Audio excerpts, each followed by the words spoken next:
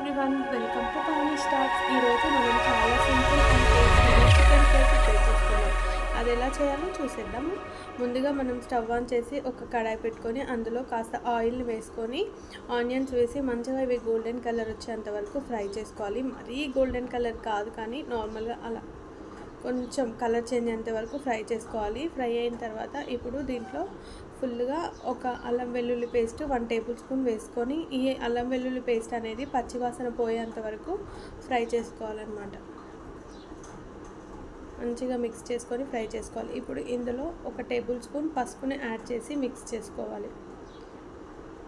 ఇప్పుడు నీట్గా క్లీన్ చేసి పెట్టుకున్న చికెన్ని ఇందులో వేసేసి మొత్తం అంతా నీట్గా మిక్స్ చేసేసుకొని లిడ్ పెట్టి కాసేపు ఫ్రై అవ్వనివ్వాలన్నమాట. అప్పుడు ఇందులోంచి వాటర్ మొత్తం బయటకు వచ్చేస్తుంది. లిడ్ పెట్టి క్లోజ్ చేసాక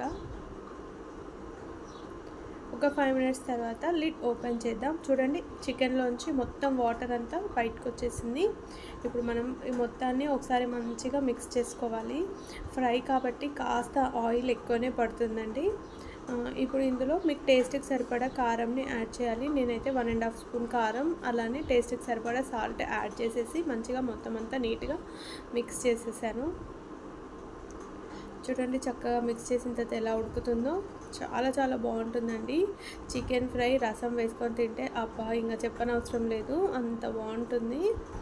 ఇలా మొత్తం అంతా కాస్త టైం పడుతుంది, ఓపిక్గా చేసుకోవాలి, కానీ టేస్ట్ చాలా బాగుంటుంది. ఇందులో నేను చికెన్ మసాలా వేసానండి. చికెన్ మసాలా వేసేసి మంచిగా మిక్స్ చేసుకోవాలి మొత్తం అంతా నీట్గా కలిసేంత వరకు. ఇప్పుడు లిడ్ పెట్టకుండానే ఒక 10 మినిట్స్ ఫ్రై చేసుకోవాలి. చూడండి, 10 మినిట్స్ తర్వాత ఇలా దగ్గరికి అయిపోతుంది ఫ్రై అనేది. ఇప్పుడు ఫైనల్గా మనం ఇందులో ధనియా పౌడర్ని యాడ్ చేసేసుకుందాం.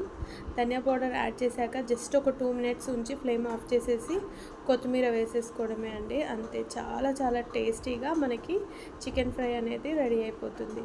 వీడియో నచ్చింది అనుకుంటున్నానండి. వీడియో కనుక నచ్చినట్లయితే లైక్ చేయడం మాత్రం మర్చిపోవద్దు. Bye bye.